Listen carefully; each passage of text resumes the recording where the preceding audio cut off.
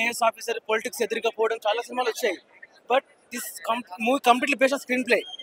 నిజంగా unpredictable second half లో అయితే. ఫస్ట్ హాఫ్ అయితే రామ్ చరణ్ లుక్స్ ఉంటాయి కాలేజ్ ఎపిసోడ్స్ లో, లేడీస్ అయితే పిచ్చోలేకపోతారు నిజంగా చెప్తాను. So handsome. First half college episode లో చాలా హ్యాండ్సమ్ ఉన్నాడు. మాకే ఎంత బాగున్నాడు, ఒక బ్రూస్ లీ ఎలా ఉన్నాడో, so he was showing that getup actually.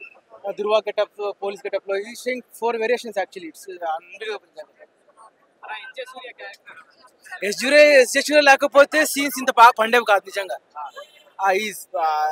Shankar నిజంగా పిండేశాడు ఇద్దరిని, ఉతికే అరేసినట్టుంది పర్ఫార్మెన్స్ ఇద్దరిది అయితే.